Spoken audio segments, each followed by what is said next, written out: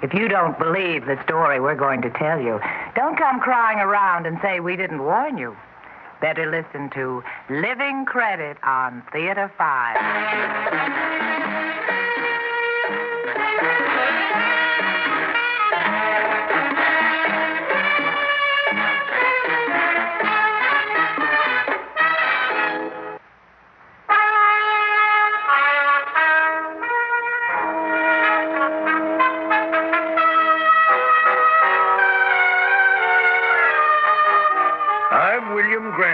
Chief Credit Supervisor of the City Central Record Bureau. I suppose I'm the most important man in town. More important than the mayor or the city manager. No one can get along without credit. Your parents have a child account permitted you to be born. And your children's budget burial account will allow you to die with dignity. And in between times, credit will keep you alive and happy. Credit. And the records which help us decide whether to grant or withhold it. You know, there are times when I think that a man's records are more real than he is. Lose a person and the records will help you find him. But lose the records and what do you have?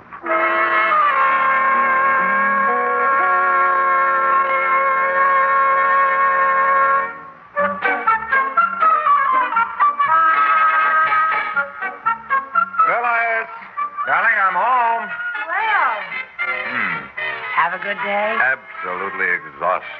What I could use right now is a beautiful cold drink served up in a clear glass with plenty of ice cubes. Oh. What's the matter? I'm afraid it's the refrigerator. No ice. Oh, boy. Just what I needed. What happened? Well, how should I know? The ice maker doesn't work. Well, why didn't you call the repairman? I did. Do you think my day was so wonderful? There was that darn refrigerator and waiting for the repairman. And then Nancy overdrew her kindergarten easy credit. And Billy's teacher called to say he hadn't done his homework. Well, you ought to stay around here. You'd really be exhausted. I'm sorry, sweetheart. I shouldn't have shouted. But what did the man say? Well, what would you think he'd say? We need a whole new machine. I suppose we'll just have to buy one. I know I can't face too many more days without a cold drink. What's the state of our credit accounts? Just a second, I'll see. Yeah, here it is. Well, we used the add-on mortgage for your workshop last winter. Mm-hmm. And the take your time was used for Nancy's dancing lesson. Yeah. Oh, hey, how about stretch it out? We've hardly touched that one at all. Well, it's up to you, dear. Just as long as we get that refrigerator.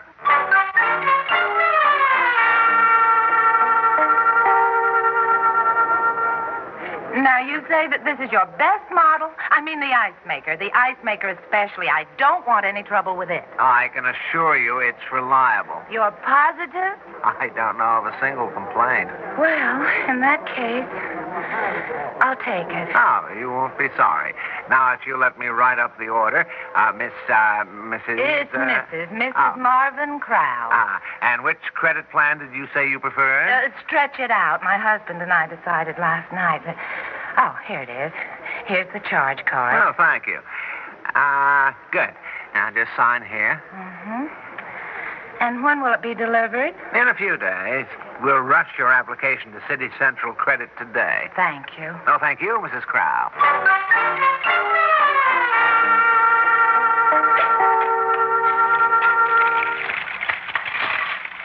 Well, aren't you going to ask me? What? Oh, you've been home almost an hour and you haven't asked me what happened at the store. I was waiting for you to tell me. What did happen? I got it. A real beauty. Oh. And the man told me that the ice maker's as perfect as it can be. No more warm drinks. Not unless we want them warm. But when will it be here? In less than a week. As soon as they check our credit records.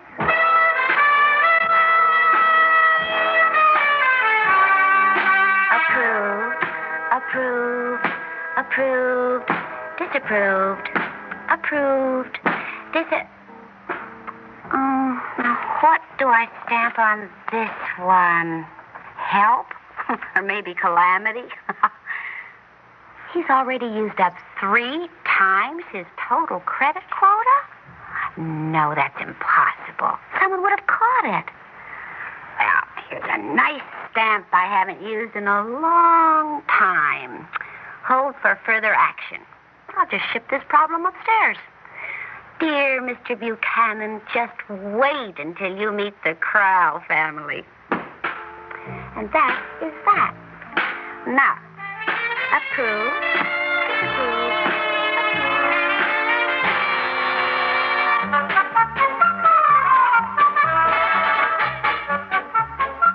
I called the store today. It's been 6 whole days since I placed that order. Well, I thought they said it would take a week. Well, they said within a week, dear. That usually means 5 days.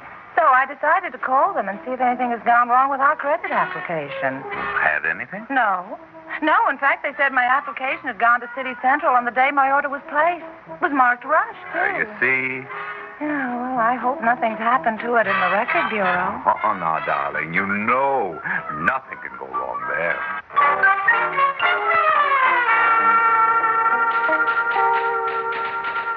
Yes, sir, Mr. Granville. Yes, sir, I'll handle it just that way. May!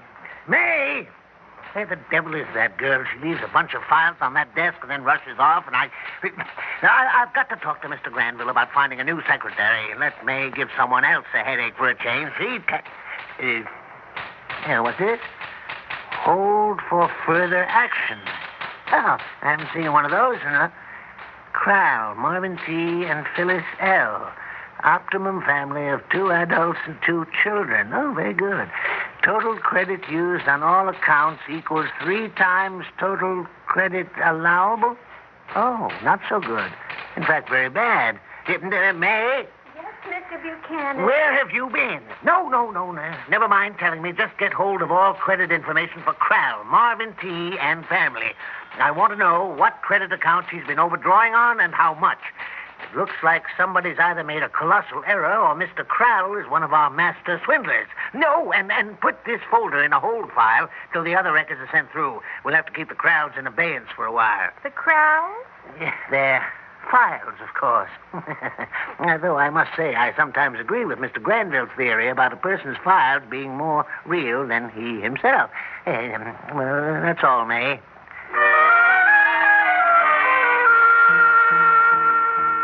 I've had the oddest feeling lately, darling, as though I'm suspended somewhere. Yeah, I think I know what you mean. I've had it, too. It's almost as if I'm unreal.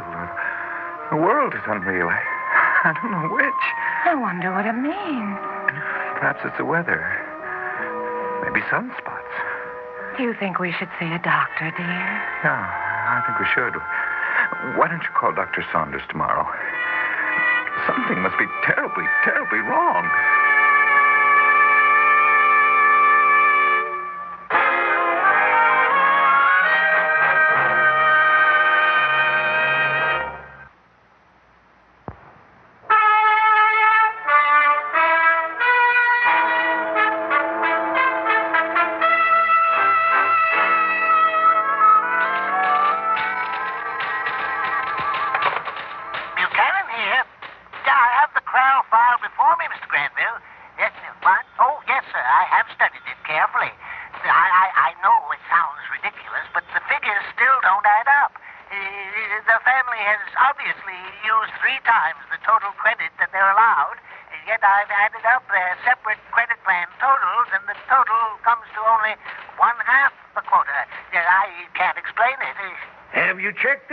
Accounts, Buchanan. I remember that it was a case several years ago where a 7-year-old boy ordered a jet plane and hired a pilot on his elementary school training account. Some clown let the request through, and it loused up his parents' credit plan for 10 years. Are you sure nothing like that happened with the Crowells? Oh, absolutely. I checked everything. The only answer is a mistake in the key punch department. The key punch department. That's the only answer? Well, I don't... There can be a lot of answers, Buchanan. If we neglected to enter any information or never received it in the first place, the result would be just what we have now. All right, send all that stuff over to me. I'll take it from there myself. Miss Coor, Elizabeth, get the file on a family named Crowell, Marvin and Phyllis Crowell. Is it time to take those pills that the doctor gave us? Nerve pills? Yes. He said there was nothing wrong with it. Fallen on mine, I know. Do you want to hear something strange? What? Dr. Saunders. I don't think he's very real either. Is this everything? All the Crowell records? It's everything that Mr. Buchanan sent. I see. Well, it's beginning to look like he was right after all. These people are just not the type to get into trouble. Can you guess how I know that? Through the file records, Mr. Granville. Exactly. I can tell more about a person by leafing through his records than I ever could by talking to him. I'm even beginning to feel more at home with records than I do with people. I like them better. They're just as intelligent, and they don't answer back. Yes, sir. I suppose you think I'm talking nonsense, don't you? Well, that's your business. But in the meantime, I want you to call the main record section and get all the records they have on the Crowells. All the records? Yes, everything. Tell them I want everything, and don't take any hedging around. You see, I think Buchanan's right, but before we accuse Key Punch of making an error, I want to be sure. Then I can sit back and enjoy their squirming. Yes, sir. Anything else? No, just get those files and get them fast. Harry, this is Elizabeth Coor. How's everything in main records? Oh, here? Oh, just dandy. His nibs is in one of his moods. Yeah. Yes, you can do something for me, Harry. Mr. G would like to have everything there is on Crowell, Marvin T., and family. Family master account number 8CDF58903110. Do you have that? Yeah, good. Oh, yes, he did say everything, but I don't believe he meant duplicates. He did say everything, though. Listen, I just want you to follow his orders to the letter. Yeah, look. Just send him everything on the Crowells, but I mean everything. Yeah, that's it. Every piece of paper you can get your hands on. I want his desk to be buried in Crowell.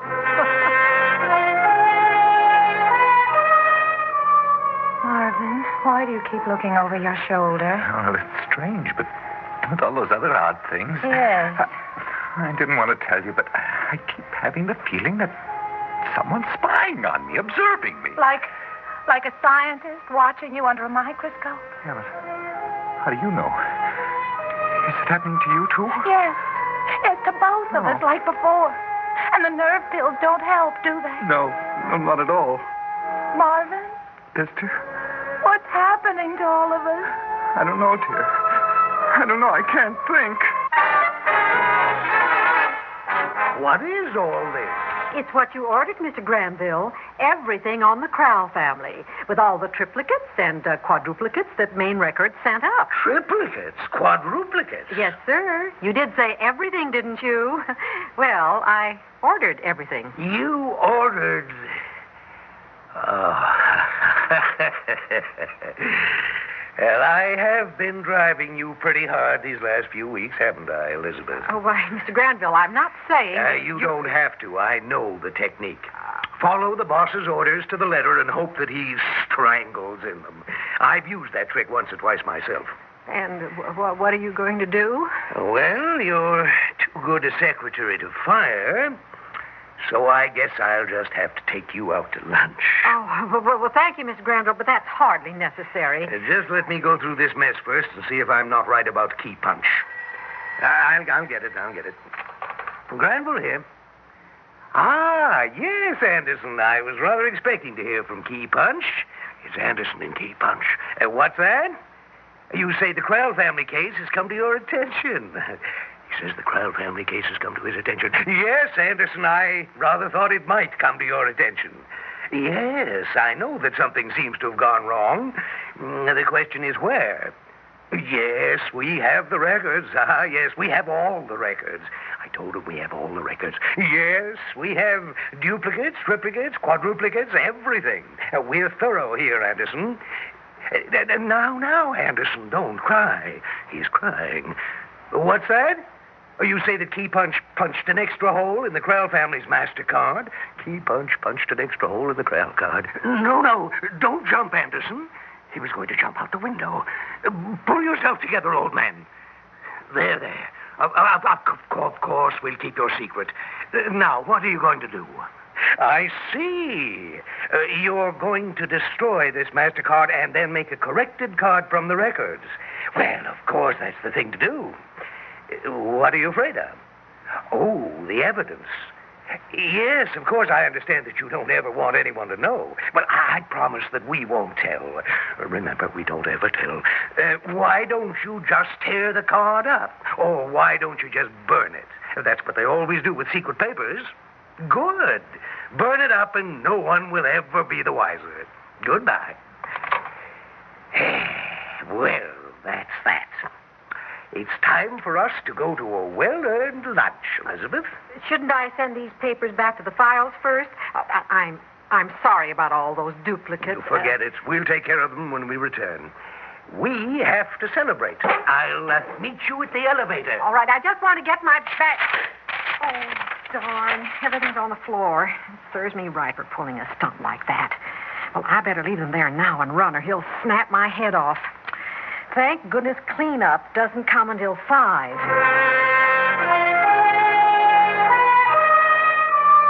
feel feverish, Marvin. So do I. I feel like I'm on fire. Just feel my forehead. I'm burning up. I got to loosen this tie. Marvin, look. Uh-huh. Look at the children. Where? Right out the window. They're fanning themselves as if they were hot, too. See, Billy's pulling off his shirt and Nancy's crying. Oh, call him in, honey. I don't want us to be apart. I will this minute. Children, Billy, Nancy, come in.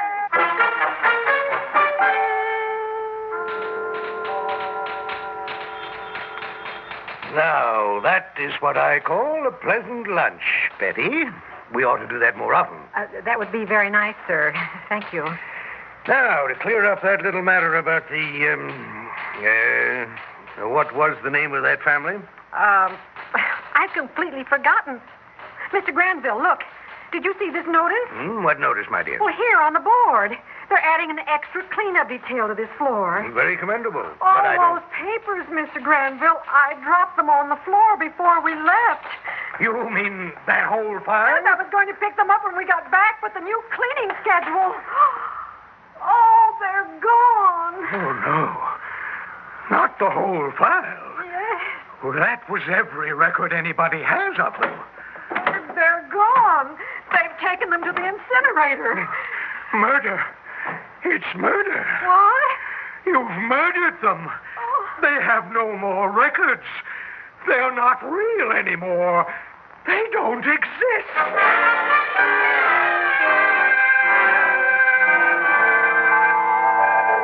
Marvin, where are the children? I can't see them anymore. It's so dark. So dark and so warm. Here they are, darling. Let's all join hands so that we can stay together. Oh, yes, that's it. Take my hand. Everybody join.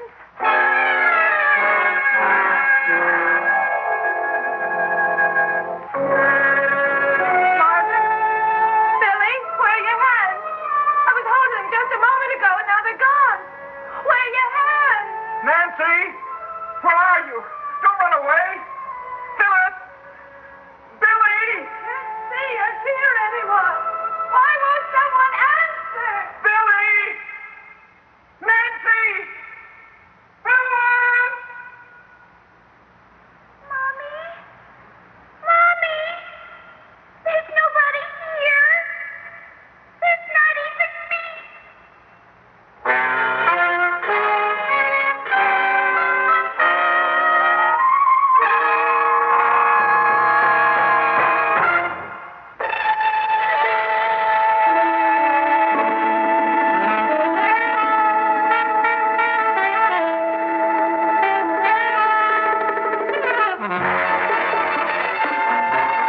Theater 5 has presented Living Credit, written by Mort Golding and directed by Ted Bell.